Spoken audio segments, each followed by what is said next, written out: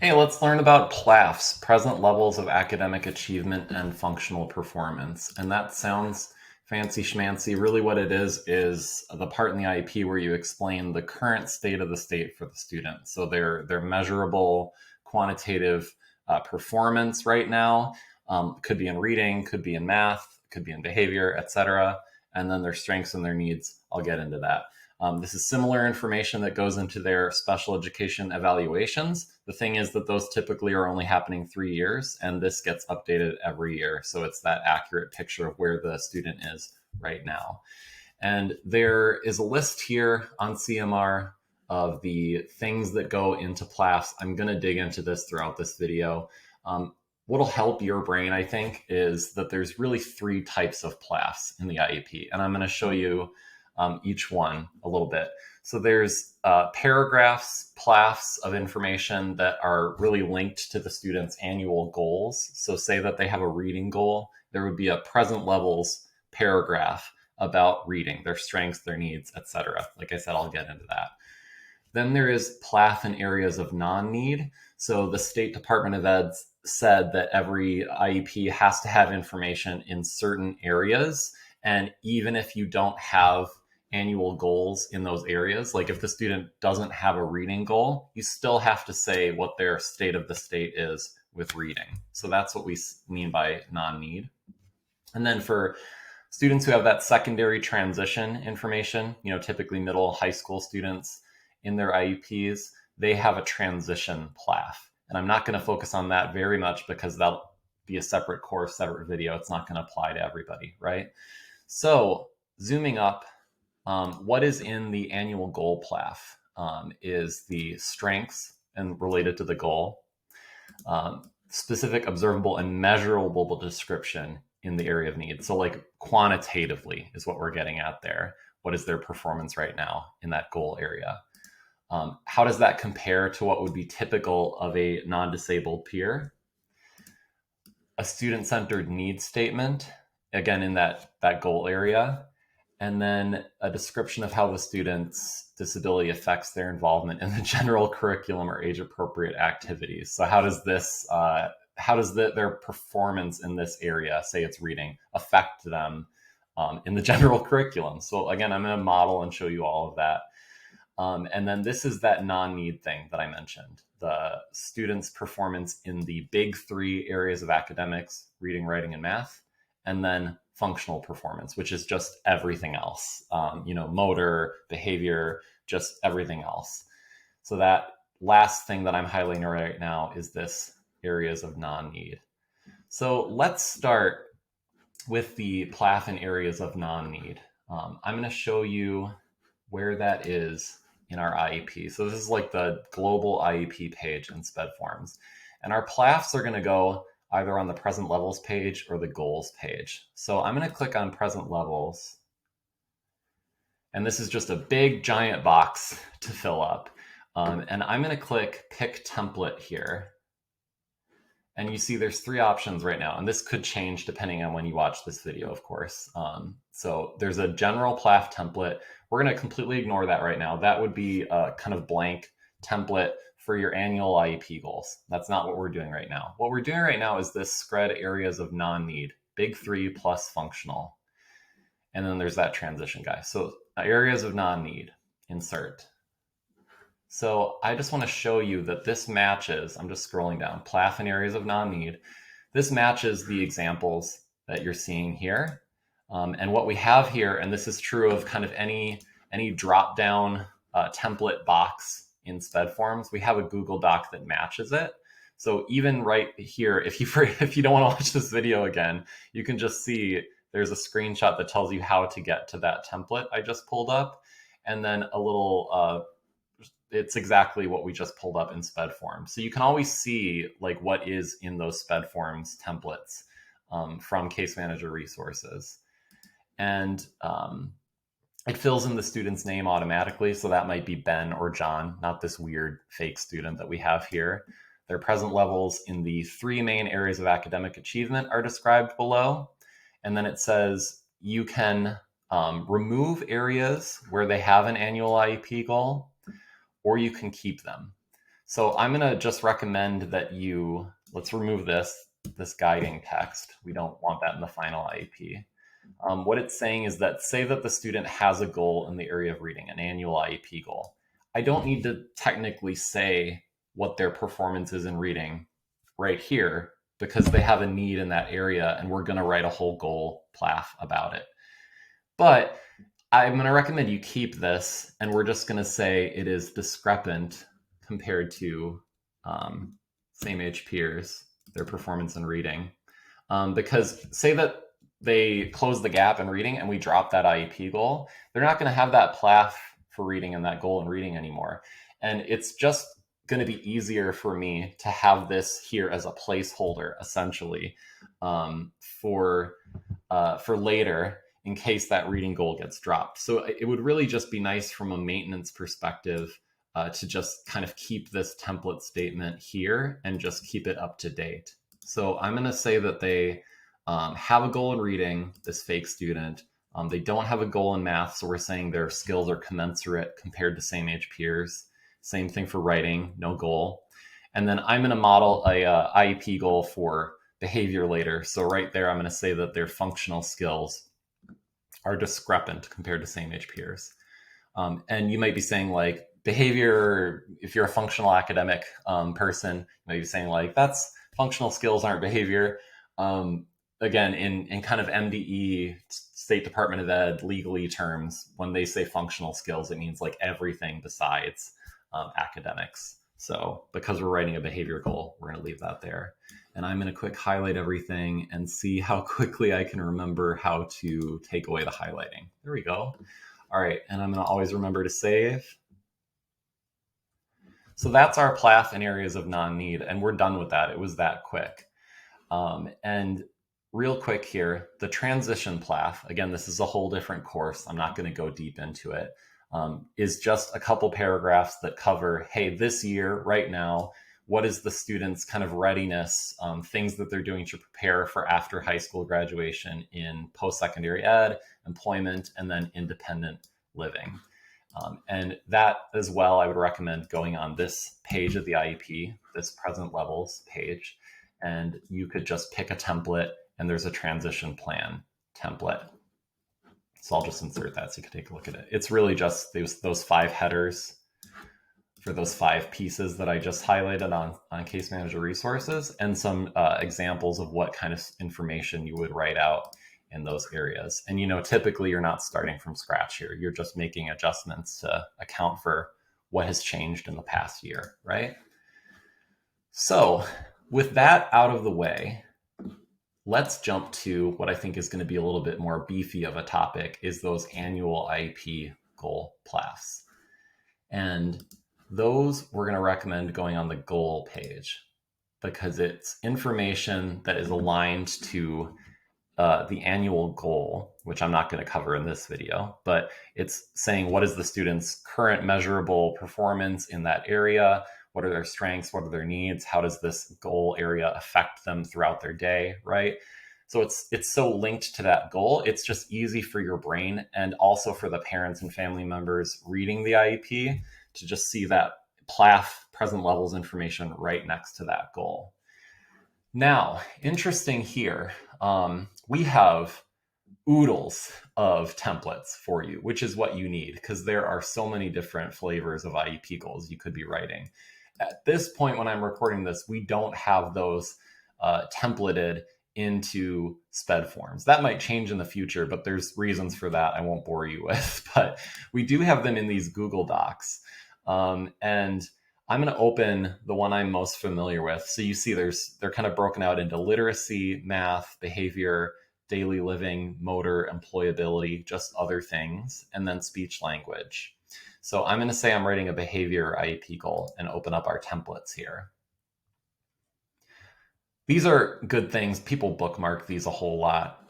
And one thing to know is that you can get to the other categories from any one of these docs. So I've opened up the SCL one, but if I want a math goal, all I have to do is click that and it'll open up for me. I'm going to pick This is like a table of contents. And in this particular case, the things that are starred are kind of the most common things people are looking for. So I'm writing a goal for this student in the area of following instructions. That is already known and established. We would have decided that at the IEP team meeting. So all I'm doing right now is writing a PLAAF for that goal that I'm already writing. And that goal examples are down here, and that is another video. So I'm just going to skip over that for the time being. But you see measurable annual goal, benchmark, how will progress be measured? That's the kind of stuff that would go right in those 3 boxes, right? Easy peasy. What I want to talk to you about is strengths. So that's one of the required pieces. And again, these are the things that at the very beginning of this video I listed off. So strengths related to goal. You see strengths related to goal. Present levels of performance. Specific observable and measurable present levels. And then the third piece, quantifiable comparison to non-disabled peers, that is included in here. So there's a sentence in here we'll get to about how does this compare to a non-disabled same age peer, right? And then a student-centered needs statement. So that is right here. And then how the student's disability affects their involvement in the general curriculum. That is right here. And then this least restrictive environment piece, LRE, you do need this in the IEP, of course. It can go here, and a lot of folks put it here. It could also go on the services page. There's a box for LRE, and it could technically, also go on that first present levels page where we started our video. What I am going to recommend, what most people do, is they'll either put it here on our goal page that we're focusing on right now, or they will put it in this LRE box. If you only need it in one place though. So for the sake of this video, I'm going to model putting this LRE on our goal page with this other stuff. I'm going to write one goal about following instructions, and I'm going to put this LRE in there.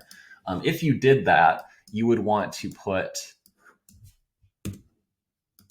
pick this template, LRE on another page in our dropdown here, and say, please refer to the goal pages of this IEP for a statement of LRE. That's fabulous, because then we don't need to write our whole thing twice, because why would we ever want to write something twice?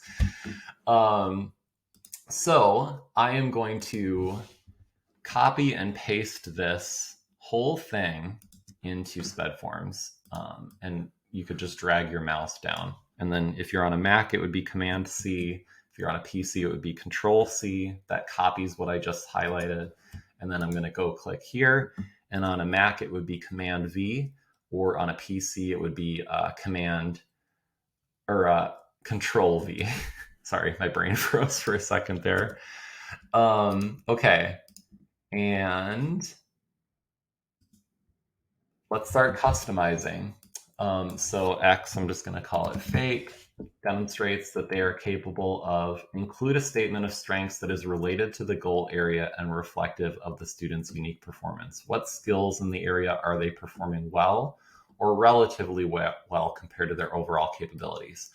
So what that's getting at here is we can't just write any just vague information about things that we like about the student, like they have a nice smile, or they are always greeting us warmly in the morning. We really want to keep this to things relevant to that goal area. So a really common thing with academic goals, like a common thing would be, they're struggling with fluency, but their phonemic awareness is coming along. And let me tell you about that.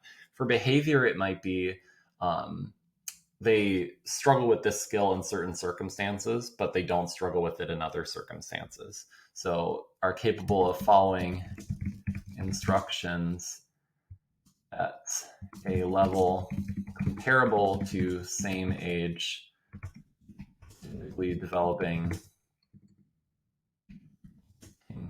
years. And the instructions relate to a preferred activity.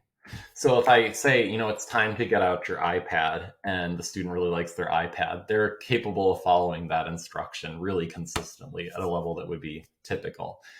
When it comes to, opening up their math book and working independently, that's where they're struggling. So it's just, you see, it's related to this goal area, and just getting precise about where and what aspects they have strengths in, relatively speaking. So this doesn't mean that the student is like a gold star, highly, the way you might typically think about strengths, like they stand out in that area. This is just for that student, relatively speaking, where are they relatively strong compared to where they have difficulties.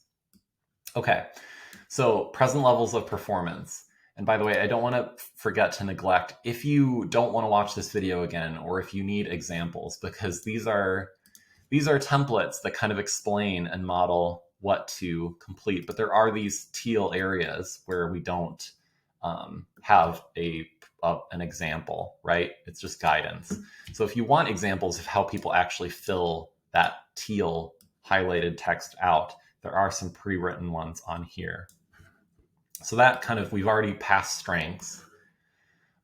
And now we're on to specific observable and measurable data. So we want to describe our measurement tool. So what are we using to measure this goal, and how does that tool work? So that think about a parent or a family member. Like when we say DBR or CBM reading probe, it like, whoa, what are you talking about? Like what are you saying here? So you need to describe it enough so that someone's family member, their uncle or aunt going to that IEP meeting, can read it and get the sense of what you're actually doing so that they can relate to the goal.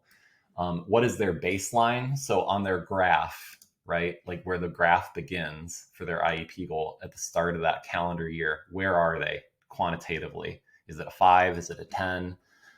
And then the expectation of peers in the general curriculum. So on that tool that we're using to measure their goal, how would a typically developing, if we just plucked any typically developing peer from the student population in this school, how would they perform on that? And sometimes that information is crystal clear. With our academic probes, sometimes we have norms, and we can say definitively a 4th grade student would score about this on this probe. For our, sometimes we make like boutique custom rubrics for IEP goals, or a checklist, and there's really no way definitively to know how a typically developing peer would perform on that. So we're making using our professional judgment, making an assumption about how a typically developing student would perform. So if you make for a middle school student, and you're working in a low incidence classroom, and you make a rubric or a checklist about hygiene with toothbrushing or buttoning buttons, and you would generally say like a typically developing middle school student would just max out. So they would score the highest possible score on that checklist or rubric, right? And that's what you would say in the IEP. So let's model going through all this. So Fake needs to develop greater proficiency in the skill of following instructions. Observers assess Fake's performance in this skill by determining if they, and this is a description of how we're remember what I said, like somebody needs to be able to read this and get a sense of how it actually works. And this would include if the student transferred to a different district, they're not gonna have your tool necessarily. They need to be able to recreate it. So these are the descriptions that are on the measurement tool that we're using for the actual goal. So on a 0 to 10 rating scale, based on the skill steps listed, so based on these skill pieces, this description, and that is designed to assess the rate at which this student performs the skill when presented with opportunities. And then again, we go further and describe 0 equals 0%, 10 on this rating scale equals 100% or always, and completed by, describe the raters, are Fake's teachers. It currently obtains a rating of, and this is where we get to, let's talk about what we've done so far. We've described our measurement tool, that 0 to 10 scale, the baseline data. So how does the student currently perform?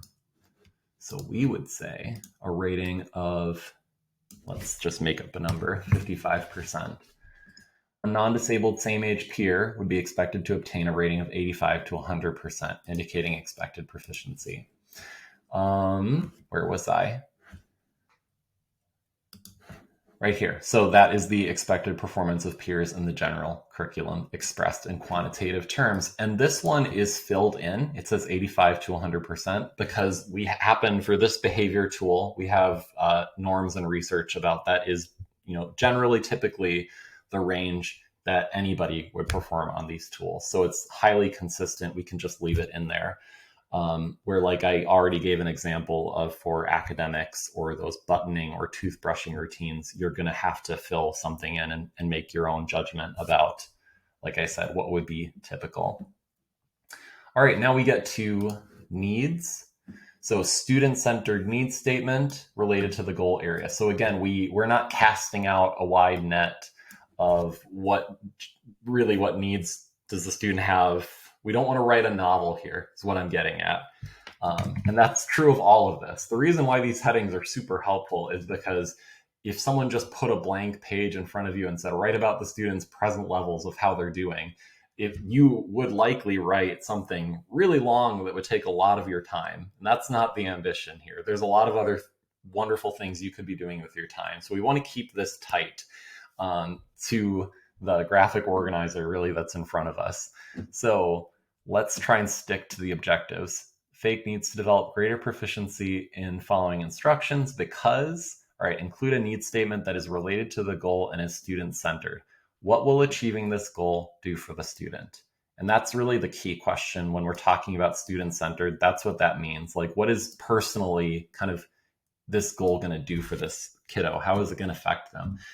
So FAKE needs to develop greater proficiency in following instructions because his struggles to follow instructions are impacting his capability to engage in academic learning and make progress in math and other learning areas.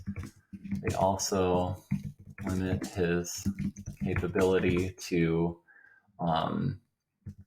participate in whole group routines with his classmates, which impacts his social opportunities. So we're basically saying, like, FAKE is struggling to follow our instructions, and that, it's going to lead to disruptions in kind of how the class is functioning. Students are going to notice like FAKE isn't going along with the group when we're transitioning, and that's going to impact his ability to just go with the flow and engage with his classmates socially. I'm gonna save here because that's a good thing to model. We've been working on this for a while and I don't want to lose it. Effect on involvement and progress in the general curriculum. So this is a tough one to wrap your brain around when you're first doing it, but it is getting at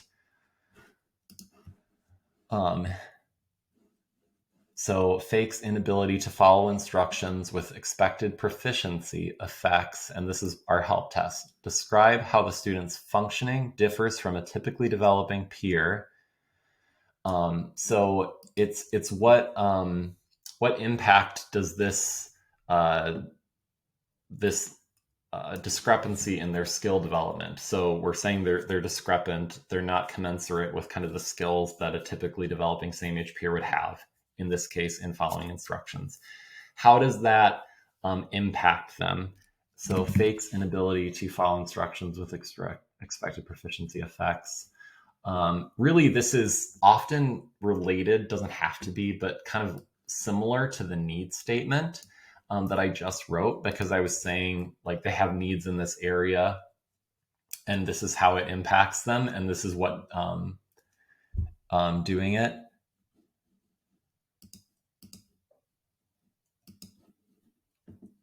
So I'm going to write something very similar. Affects his capability to engage in academic learning and make progress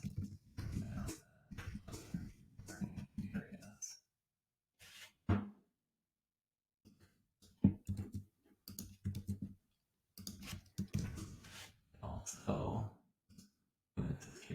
participate in whole group routines with his classmates when it impacts his social opportunities. Okay, and I'm just realizing I should probably make this one a little bit more positive. The needs to develop greater proficiency because it's impacting his ability to engage in academic learning and make progress in other areas. Social opportunities. Increasing his rate of following instructions will support FAKE's access in both of these areas. Okay. All right, so that's kind of the main PLAAF here. And just really quickly, I'm going to work on the least restrictive environment. In order to support skill development and generalization in this area, FAKE will receive specialized social skills instruction in the special education setting. So these are the three pieces of an LRE. So what is the student getting? That's the specialized social skills instruction. What are they going to miss in order to get that? They're going to participate in this instruction rather than a general education elective course. And then why is this the least restrictive environment? This is the LRE because in order to make adequate progress, FAKE requires, this is the elements of specialized instruction that I'm listing off. Like what is the specialized social skills instruction? What makes it so special? And why can't the student get it in a way that is less restrictive to them? So thorough description and modeling of the skill and related prerequisite skills. They also need opportunities to develop rationales for skill performance. So like, why do I need to follow instructions? Frequent opportunities for practice, like trials, and detailed critical feedback. So pause, what did you do right? Where do we need to improve? These instructional features are not included in the general curriculum to the extent needed by FAKE. And attempting to provide these features in the general education setting through supplementary aids and services. Those are like AT, assistive technology, accommodations, modifications, doing that in their chemistry class and just trying to teach them to follow instructions only by giving them accommodations in their chemistry class, as an example, wouldn't provide a reasonable opportunity for them to for educational benefit, to make progress.